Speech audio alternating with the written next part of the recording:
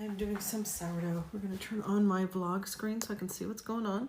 I apologize for that. Getting up close. There we go. Okay. I am back. I don't think anybody cares, but it's okay. I care. We have been playing around with starter, and of course I didn't bring the starter that we played with. I'm going to pin it right now. I bought some dried starter from the TikTok shop and wanted to try it out, and it was extremely successful. So I bought two types. I bought this traditional and I bought the rye. The rye is 2 days, is a day or so older, a day later than this one. So this one isn't as strong yet as the, okay, this one is the regular, this one is the rye. So I'm going to go get my little kit real quick because I forgot it. That one thing. Put it away. I'll be right back. I am making, this is why I go crazy. Oh, I did bring it over here. I just didn't have it set. Okay, so I wanted to test a dried starter because I dried my own starter because I had it too many times when it went missing. And I didn't do a good job of grinding it up. And when I did the test, their starter from the TikTok shop, and it's from a company called, what's the name? They are the Kenny House. And so their starter is nicely finely ground. You can buy them in 5, 10, or 20 grams. I suggest you do the 5 grams so that way you don't have to measure it out because 5 grams is pretty small. Easier to start with 5 grams. So my starter dried up their starter. I don't sell mine, so I wanted something that I could point friends, family, and you guys to when you're trying to make your own bread without having to do the stress of having to make your own starter, because that's a long process. If you're making your own starter, it can take 2 to 4 weeks to have it strong enough to make good bread. This one, we are on day 4 here and day 3 here.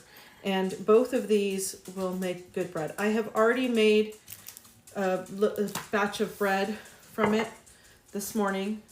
And you can see how fluffy that is and how nice. And this one, I'll explain what I did with this one.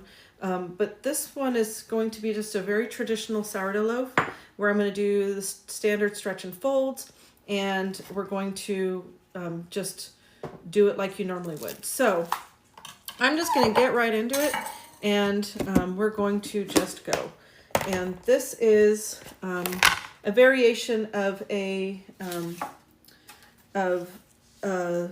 traditional sourdough where you do a levain. I don't do the levain. I just calculate how much grams I need because the levain is really to make sure that you have the right ratio, hydration level, and that it is at a peak level. And so this one is at peak. You can see, I don't know if you can see. I'm going to turn the light a little bit. Hold on. The light is in the wrong spot. So I apologize for this. I am just getting there. Okay. That's probably a little bit better. Maybe a little too close. But I don't know if you can see. Might turn down the light a little bit so you guys can see a little bit better. That's probably too bright. Let me turn the light down. So there you go. So if you can see, it's very bubbly. It's risen to here. This is where it started this morning when I essentially used the starter almost all the way up, and then I fed it. And then that way I could use it today, right now. And it is at peak, so it's going to be nice and easy to use.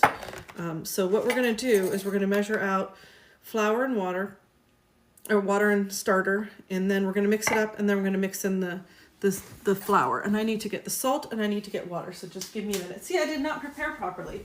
Sometimes I am just flying by the seat of my pants, and that is today. I just need to get some water. All right. That might be enough, but I have some more here. Okay. I have more water sitting over here. Okay, so what we're going to do is we're going to first zero out your scale, and we're doing grams. And so this one is 240 grams of starter, 400 grams of water, 15 grams of salt, and 600 grams of flour. Very close. It's just a little bit of a different ratio of starter and flour than the unloaf recipe that is over there. So we're going to start with this, and I'm going to measure out 240 grams of starter.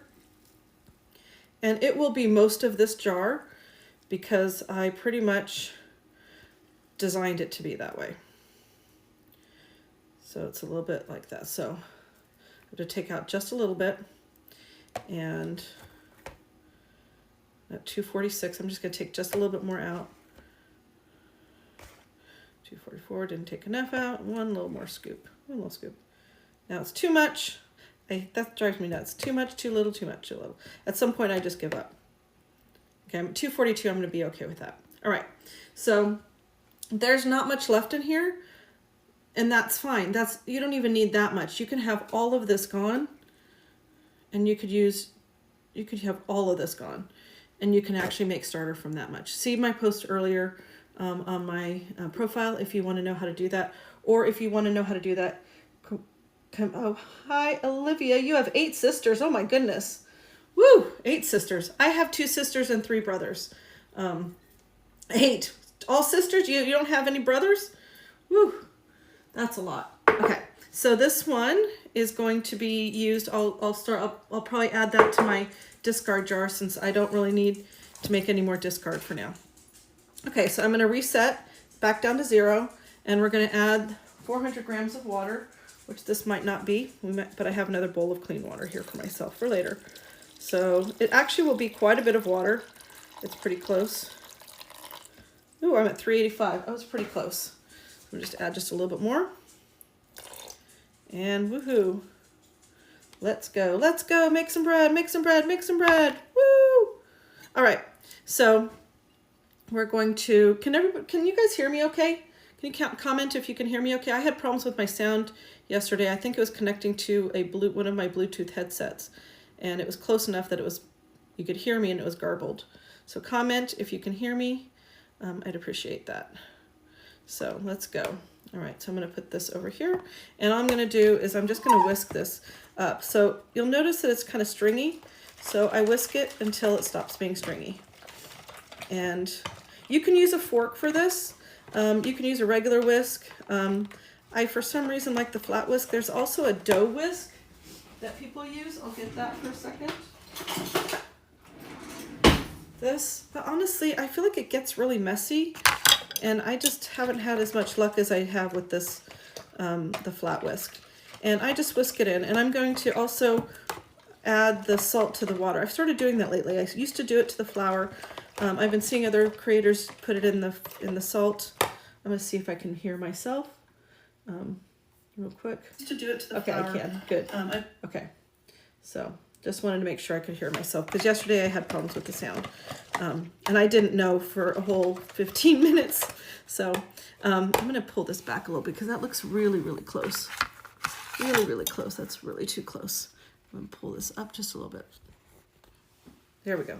No, you guys want to see what I'm doing though. Get it down a little bit. Okay, there we go. That's better. Okay, so now you can see there's still a little bit of stringy, but it's not too bad. Most of it's gone. It's not stringy anymore. I'm going to add my salt, and I'm doing 15 grams of salt. And I have a new salt that wants to open ray spout. It wants to cause me to cut myself. I don't know where the starter is. There. Okay, there we go. It is not wanting to start. These are the challenges of my life. Okay, I'm going to reset it, and I'm doing 15 grams. You can do as low as like 10 grams if you want. I find just a little saltier I like. I do it a little slowly because I don't want it to be too much salt, and it comes out pretty fast. Okay, that is, it should be 15 grams now. Okay, now we're at 15 grams, just going to squish that in. All right, now this whisk is done. And we are going to, of course, I didn't put anything down for me to use. We'll just use that. Okay, now I'm going to just add the flour. And the flour we're using the Kirkland all-purpose flour, which actually has the right protein content for bread flour. You can use all-purpose flour. It just may not be as light, or it may take longer to rise. So just know that, and that's okay. You can be. I'm okay with that. So I've used all-purpose flour, but Kirkland brand at Costco, all-purpose is actually bread flour in terms of the protein content, so it works perfectly. And then you only have to have one type of flour. So I'm doing 600 grams of flour. All right, where I'm at 450, 520, 30, 40, 50, 60, almost. There we go. Wow, I got exactly. I usually go over. So, okay, now what we're going to do with this is just mix it up. And so I'm doing this one first so you can see what it looks like for at least one stretch and fold. And this one is going to go through 3 or 4 stretch and folds. I'm going to do the traditional method of every 30 to 45 minutes, I'm going to do a stretch and fold. And I'll show you what that means in the thing, but it's essentially you're strengthening the dough. You're not kneading this dough. These are no knead breads traditionally. And so you just have this method where you kind of work the bread every 30 to 45 minutes, and it will strengthen it, and then you let it rest. And so what I'm doing now is just trying to make sure, see, there's still some flour, there's still some wet. I'm just trying to make it so that you don't see any glossiness and you don't see any flour sitting around. So that's all I'm doing. I'm not really kneading it. I'm just kind of mixing it, getting it to be not, and you can use your hands at this point if you want to. Sometimes I don't like to use my hands, and today's one of them. And so you can see it starts to get what they call a shaggy dough. I don't know if you can see that. It's pretty much ready now. I'm just gonna scrape the sides, and then I'm gonna just let it rest on the counter, cover it, and we're gonna let it rest on the counter. It is not pretty. It's not supposed to be pretty. You're right now just trying to make sure that you get the flour, give the flour time to kind of adjust to being wet, pretty much, and it starts to absorb the water. And so that's all you're doing. And I'm getting plastic wrap. I'm sorry I didn't pull that out. All right. So all I'm going to do is put this on the counter, and I'm going to say for 30 minutes. And then we're going to go from there. All right. There we go. I'm going to just put it on the counter, let it rest. Alexa, set time for 30 minutes. 30 minutes, starting now. Okay, so that's just going to sit on the counter. All right, so now the fun comes. We have the bread that I made earlier. Okay, so this bread I had been with the starter that we just used. The night before I had fed it. So this morning it was, actually I fed it the day before. So this morning it was already flat. So it was already at its low level. And I used it at that level. I just want to prove to people that you don't have to wait for it to get all the way to this perfect state. So you don't want, when you feed it, it's going to rise. And then it goes what they call peak. And it changes a little bit in terms of the way the top looks. And then it starts to fall. I do not use it until it starts to fall. And I'll use it all the way down to here. I'll even put it in the fridge and use it at that state. It just means it's going to take a little bit more time, and you use a little less starter because you're actually pretty much feeding your starter, and that's kind of what you're looking at. You're not looking at having it already fluffy from the starter being ready. So if you notice the difference in ratio, so the bread we just made used 240 grams of starter. This recipe here is very, very similar. It uses 165 grams of starter versus 240. It uses the same amount of water, 400 grams of water, but it uses 650 grams of flour. So you want to get this, it's almost the same hydration level. And hydration level is the ratio between flour and water. And you have to also use your starter to determine that ratio. So You know, if you're using a starter that is equal parts flour and water, you know, it's pretty easy to calculate. Some people use a stronger starter, a thicker starter. You never want to do anything less. So there are thick starters. So what I'm doing right now is I'm just getting my board ready. And I found this method to be a lot easier for me. I used to just throw it on there and throw the flour on and try to move it around. And I found that to be really messy. So all I'm doing right now is I'm putting my hands in some water. Okay, I'm putting my hands in some water. And you want your hands to be wet when you're working with the dough, okay? Because when your hands are wet, it's not sticky. I should have showed you what it looked like when it was wet. So I'm just gonna pull it away, and it should come away pretty easily. And you'll see it should come away nicely, which it is. And it'll come off, come out, come on, you can come out. And like I said, I made this morning, and it sat on the counter. And I did do 2 sets of stretch and folds. Can you see the bubbles? I don't know if you guys can see the bubbles. Let me lift it so you can see. I don't know if you can see these bubbles that are in the bread. These are bubbles. Look at that. That's like a really nice bubble. I'm popping it, but so this is from unfed starter. The starter had fallen, and it was done. It was done. You'd think that, oh, I can't use it. Yes, yes, you can. This just took. I made it. Let's see, what time did I go? I think I mixed it around 9 in the morning. I did maybe 9:30. I did a stretch and fold, and then I went and did some things, and then I came back and did another stretch and fold, and I only wound up with 2, or I think, then I wound up with only 2 stretch and folds. So this only had 2 stretch and folds instead of multiple. And I'm kind of haphazard with how I do this. I kind of just pull it in and around, and then I pull it down and around. Now, this is the part that's the hardest for me, to be honest with you, is getting it into a nice round ball. And it's actually not too bad. I am really not good with shaping things, making things shaped properly. I think I get that from my mom. She could not make round hamburger patties.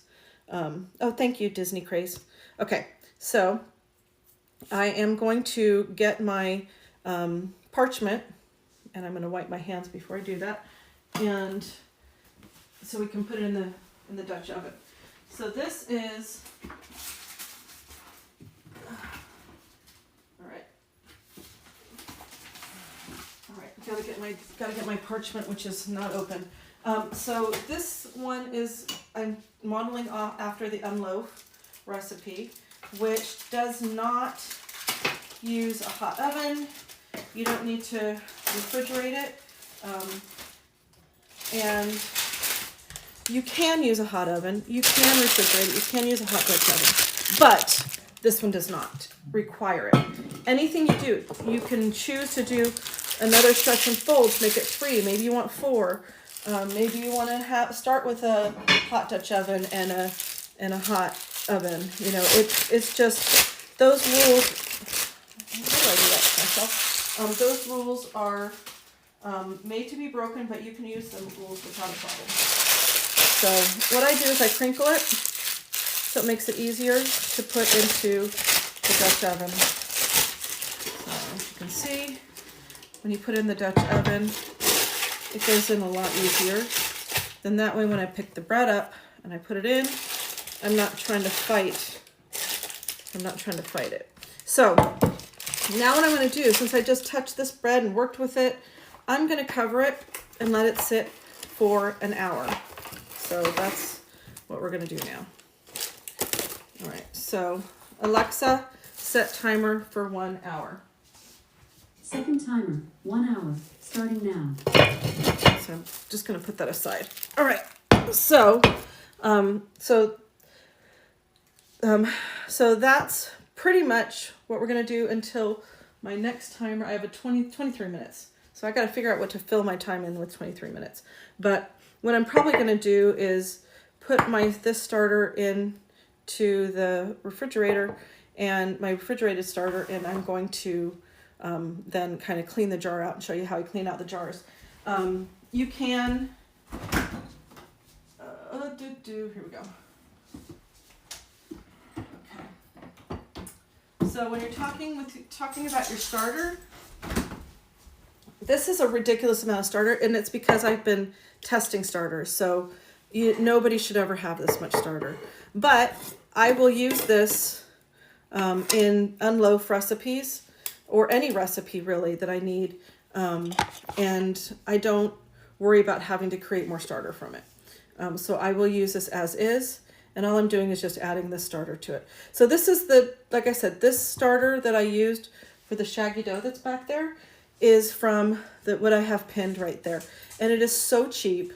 A great easy way to do it. And I'm going to just go through, I just pretty much wrote it up. They do have instructions, but I didn't like their instructions.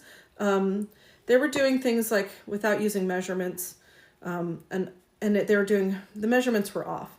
So let me explain. If you have starter and you start it with 50 grams of starter, 50 grams of flour, and 50 grams of water, and the next day you say, you're going to you want to essentially not have so much starter buildup, so you want to discard some of it and feed it again, which is what you need to do for a couple days with this dried starter.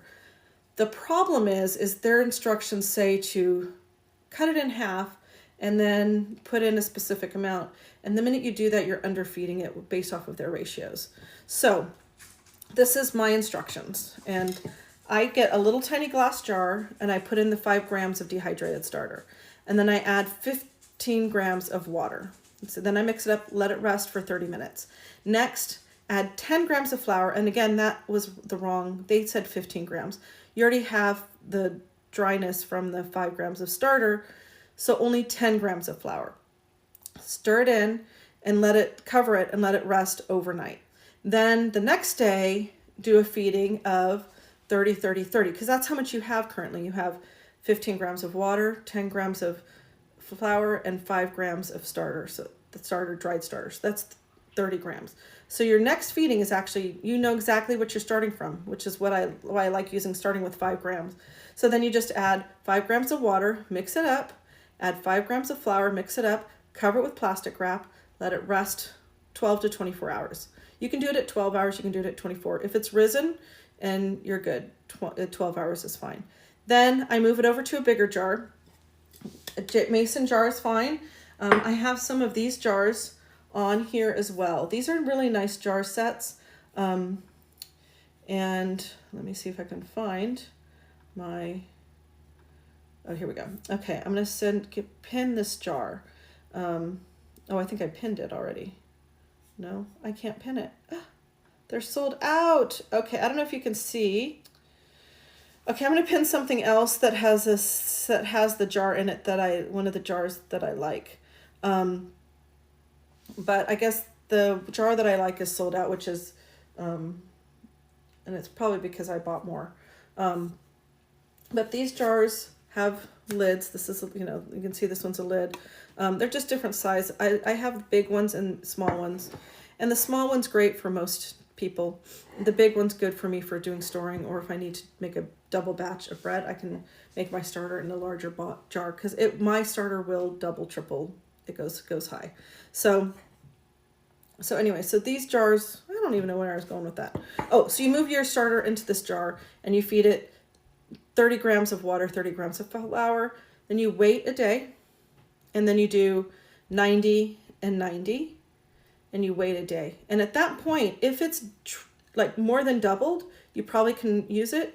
But I would suggest you kind of put some of that aside, leave it in the fridge, put it in a different jar and put it in the fridge, and then discard down to 50 grams, maybe 100 grams, depending upon how much you need to bake with.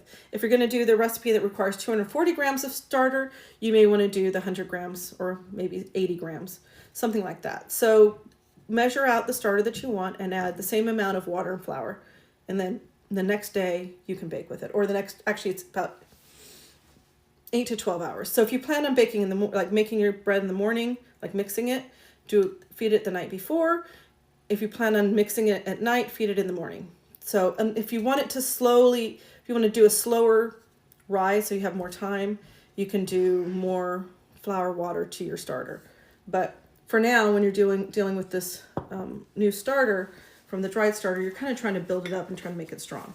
So on that day 3, you're going to do, bring it down 50 grams, 50 grams, 50 grams. And on day 4, you can, again, do the same, figure out how much you want to make. And on day 4, that's where we're at today. So today is day 4 for the TikTok starter and for the regular starter. The rye starter I started a day later. This is the rye starter. And I fed it this morning. It's already starting to fall. So I don't know. I'm going to see if you can see it. If you can see that little, it has a little line. I don't know if you can see that. So there's a little line. Yeah, you can probably see it now. See how you can see that it got to a certain point and is starting to fall? That's the perfect time to use it. That is the perfect time to use it. So this one, the rye, that's as strong as it's gotten. Honestly, the regular starter, at the same time yesterday was triple. So this one's only got to double, which is still good, very good. But it's not nearly as strong as the regular starter, which usually is odd because the rye starter is usually extremely strong. So, okay, so I am done with this one. This one's going to go back in the fridge, and I am not going to be making starter for a while. This will probably make about 8 loaves of bread, at least 8 loaves of bread, as is if I'm doing it that method. And then this, I am going to probably just let it fall, and I'm going to just be good with this one. I don't know if I'll bake bread with this one yet. We'll see. I might just put it in the fridge as is. So then for this jar, so the hard part is all that stuff going down your drain. It is glue. This is glue. I was really bad when I first started, and I really hope I didn't mess up our drains. I hope not. But what I do is I get some water and I get a bunch of paper towels. And I'm going to walk off screen because, again, my kitchen is not designed in an L. So you're going to have to see the... okay. So here I'm going to have to go off screen for just a second. All right. So what I do now, because I worry, anything that has starter on it, for example, I use wet towel. I try not to actually let it be in water to go down the drain. I try to wipe off as much as I can first. So the wet towel, paper towels help. If you take this and now rinse it in the sink, kind of defeating the purpose, right? So you want to actually clean it off. And then the same thing with the whisk. I'm going to clean it off. And can I tell you that I'm always good with this? No, I'm not. But I'm trying to be better about it because I have heard some horror stories about it. People having extremely expensive bills. And I just had to pull that off. Okay, so that one's good. And then we're going to do the same for this. So this, we just kind of start wiping it down. And it's not going to be perfect, but I just don't want it to be as much starter as it is in here right now. And I get the stuff that's off the sides. And this is similar to what I do when I'm trying to clean the jar. When I feed my starter, I try to clean the jars out so that way I can see. So like I showed you here, in between feedings, if you don't feed the jar, it kind of looks like this. And you would never know if you were at peak or not and if it was starting to fall because you'd never be able to tell the line. So there we go. I made Italian with a biga. I don't know what that means. Made Italian with a biga. What is a biga? You made an Italian loaf? Italian rustic? I need to make an Italian rustic bread, but I think the Italian rustic breads, are those made with yeast? I think they are. And I have been avoiding the yeast breads because I find the yeast to be more difficult in the sense that if you can't find it in the stores, you're kind of out of luck. Whereas this, I can just always do flour and water, and as long as I have flour and I have water and salt, I am good to go. So you can see it's starting to, it gets pretty grungy, gets pretty gross. So I just keep doing this until it gets to the, it stops being worthwhile. And it looks, normally I'd go a little bit cleaner than this. We'll just fold it over, and I'll fold it over and try to find the other side. And sometimes I'm more careful about how I'm cleaning it, but essentially trying to get most of these chunks off, so that way it is better. And the fresher it is, if you let it sit around, it dries up, which is fine. You can let it dry up, and then you can actually even just use it later as with dried starter and create more starter like that. Okay, so this is good enough. I'll just rinse that out, and then we're good to go. And I have 12 more minutes before I do a stretch and fold. So, all right, so I'm gonna wash my hands. Give me 1 second. I get grossed out without that. All right, I'm washing hands. For anybody who cares, I'm washing hands. Probably should set the camera this way. All right. Oh, the other thing, when talking about baking the breads. Okay, I'm going to talk about the baking of the breads now, because there's a couple methods to it. Okay, so if you have a Dutch oven, it works best, right? Dutch ovens work the best. If you don't have a Dutch oven, you can certainly use anything that's covered, or if you want to do an open bake, meaning you put it on a tray, you should put steam. You need to essentially create a steam oven for about the first 50% of the bake, which is about 20 to 30 minutes, depending upon the type of loaf you're doing and how long. Understood, you don't wash with soap.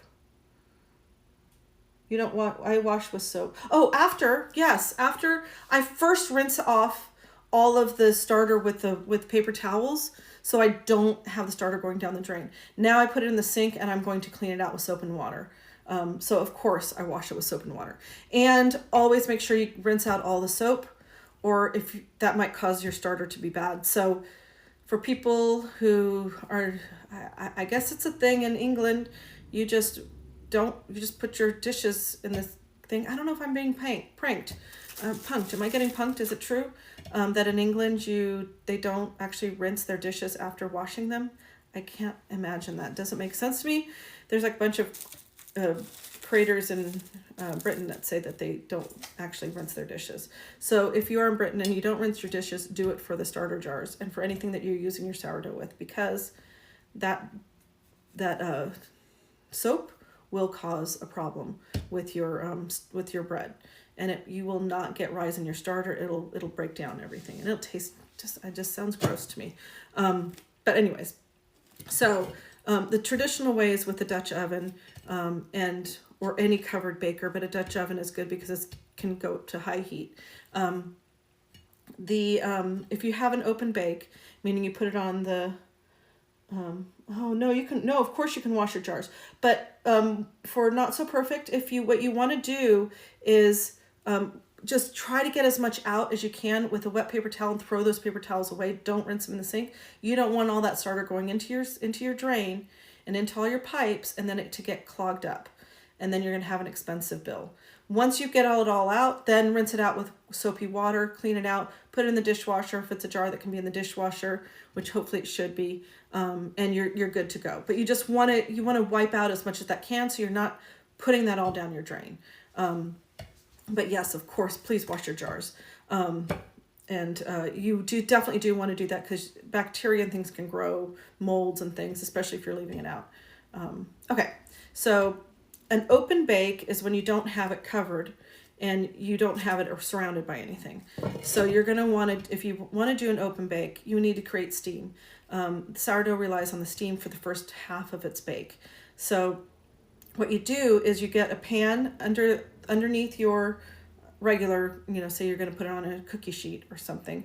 You make your loaves on a cookie sheet, and then you can put a pan in the oven, heat it up, and then pour boiling water onto it, and you keep that in the oven for the first half of your bake, about 20 to 25 minutes. If it's a 50-minute bake, you do it for 25 minutes, and then take the steam tray out. Be very careful. You can leave it in longer, but it means you won't get the browning that you want. It'll get crispy, but you won't get the browning. The steam will prevent that. So you can do you can do multiple breads, and you don't have to do a Dutch oven. The other method, and I'm going to go grab something real quick. Okay, there's two other ways of doing it. this is a Pullman loaf pan, and it is the coolest brand. This is for making sandwich bread, and I have some sandwich bread here that I made. So it makes sandwich bread, and it has its own lid. And this one you just bake with the lid on the whole time. Maybe you might want to take it off for the last few minutes if you want it to be brown. But it seals it, and you get all the steam naturally happening without having to do anything else. Similar to the Dutch oven. And then the other method of baking, and I have not done this method, is you essentially, if you're doing a loaf pan like this, you cover them. You use 2 loaf pans and you cover it. Now this to me seems a little rough, but like this one feels rough, but I've seen people do it, and it probably depends on the type of pan. These are kind of rounded here. I'm guessing if it's a little more square, it'd be better. You probably can do something like wrap some tinfoil or something to make it stronger. But you can also, if you're just careful, you just keep it light. And then after 25 minutes, pull it off and let it continue. So these are the kind of 4 different methods. Dutch oven, open bake with steam. You kind of create your own little Dutch oven, or a Pullman loaf, which is something that will make it easy for you if you want to do sandwich breads. And I have a great sandwich bread recipe that I think I put on TikTok. So anyway, so this one is really just, the easiest method. Now, the other thing is scoring. There's so many different methods for scoring, and there's so many different patterns. I am not a pattern scorer.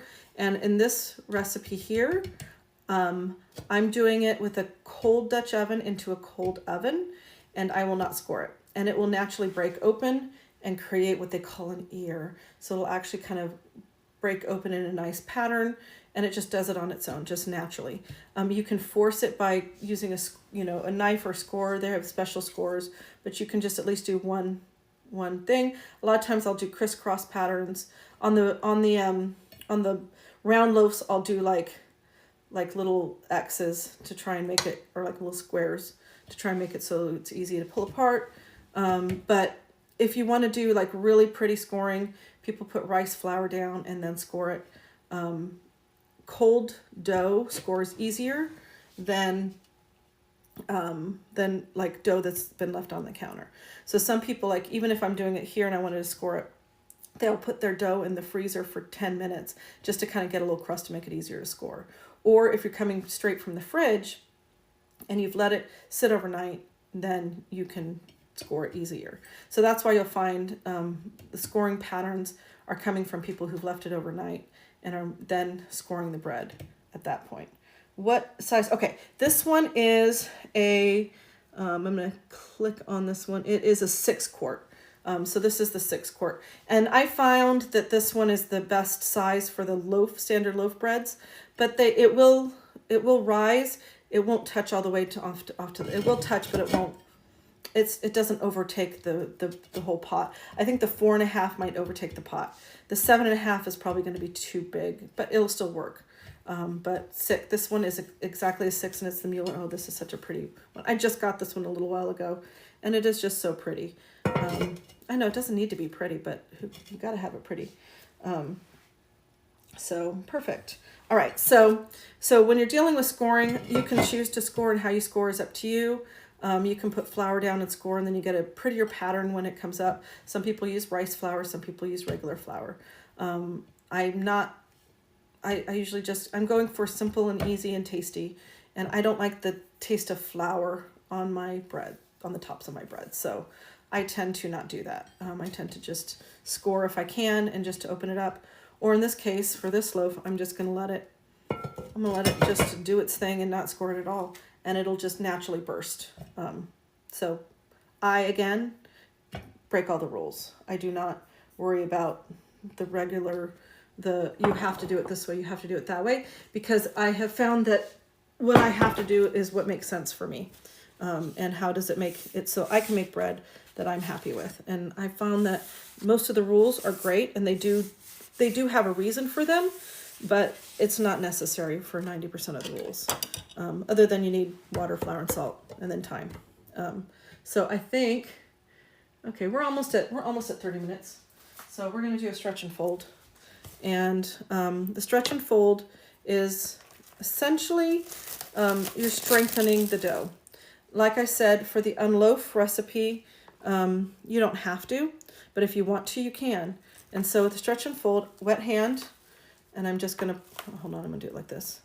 Pull up and pull over. And the first stretch and fold is like, it's a little, I didn't do a very good job. I got some flour stuck on the bottom. So I'm going to actually kind of use that to kind of try to get it mixed in with my hand. And you're just pulling up and over, and you're not really doing much with it other than that. You're just kind of pulling it up, pulling it over. I'm kind of pulling from the side because some of it, a lot of times I'll try to use a clean bowl, and I'm being a little lazy today. So, and I'll pull until it resists and then fold it over. So I just didn't do a very good job mixing this one, I can tell. It's okay, but the thing that I'm going to tell you is it's okay. Almost everything you do is not going to cause much of a problem. I'm going to lift this guy up, and because I got some dryness on the bottom. Lift it up, pull it over. There we go. So now I'm going to do some stretch and folds this way. And you just lift and pull. And you can do this, a couple rounds, and then you'll be good to go. But I definitely did not mix this properly because there's some dry spots that I should have found. So it's okay. It will come together. It will come together. So like here you can see there's a little bit of crusty, dry flour. And the reason I use plastic wrap, you can use a wet towel, but I get grossed out by wet towels going, I don't know. I get grossed out by it because even if it's in the laundry, I just don't think that I'm getting all of the stuff off of it. So I have dogs, and so it grosses me out. So I tend to use plastic wrap instead. So I am going to cover this back up, and that timer is going to stop in a second, and I'm going to repeat that timer. And this time since it's going to go, I'm going to make this one go 45 minutes, which is what I usually do. I'm going to I put a little lid partially on it just to kind of keep it. This plastic wrap doesn't stick to this bowl. This is a Dollar Tree bowl, $1.25, and it's great because it's got the straight sides. I prefer glass, but I have yet to find a good glass straight-sided bowl, and I like being able to see the rise. So there we go. So we have 36 minutes left on this timer. So I think this was just an experiment to show people how to use this dried starter, which I'm gonna Alexa repeat. Sorry. Alexa stop. Alexa stop. Alexa set timer for 45 minutes. Second timer, 45 minutes. Okay. Starting now. So I really just wanted to show you guys this dried starter and how good it is, because the hardest part of starting sourdough is getting your sourdough starter. If you have a friend that makes sourdough and you can get the starter from them, that's even easier. But this is, I am very much impressed with this product. I purchased it myself. I get like maybe 10 cents commission, so it has nothing to do with the money. For me, this is more just showing you a good product that you can use to get started. So I think this was just going to be a short one. I'm already at 45 minutes. I don't know how I talk so much. So what I'm going to do with this bread, so because I still have another 35 minutes before this is going in the oven. So this bread is going to be a cold start up bread. So I'm going to take the plastic wrap off, put the lid back on, put it in the oven, and then set the oven to 450 degrees. And I'm going to test it at about 50 minutes. And it should be 205. Usually it takes about an hour, but I look at the bread and I see if I want to take the lid off, or if I like the color of the bread, if it's dark enough. And then I test it. Is it 205? If it's not 205, I put it back in the oven and for about another 5 to 10 minutes, depending upon what the temperature was when I read it. I find it's almost exactly an hour at 450 using this Dutch oven in my oven, but you kind of want to test your own oven.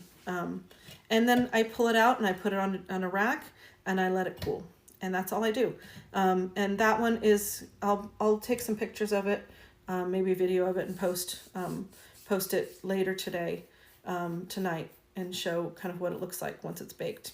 And this loaf turns out so pretty. It's quite amazing. And again, this was using the dried starter that I have pinned, dehydrated starter that I rehydrated. I started the rehydration on Friday morning, Friday morning or morning, I think, something like that. So we're on day 4 of using it. And this bread, you can already see, you saw that. This bread is bubbly, it's happy, it's fine. And this was starter that had been fed yesterday morning, and then I used it this morning without refeeding it. So the bread is what's feeding that starter, and it's creating that bubbliness. And then this bread is using the starter that's been at peak. And honestly, I am more of a fan of the unfed starter method, which is why I don't mind making a bunch of starter. So anyways, I'll probably make a loaf from the rye starter at some point. But I think that's it. Does anybody have any questions? Anybody? And honestly, this dehydrated starter, you only need the 5 grams to start with. If you do the 20 gram one, you're going to have to separate it out. You don't want to start with 20 grams. You're going to wind up with too much starter. My kids like there to be sour. Oh, okay, you want it to be sour.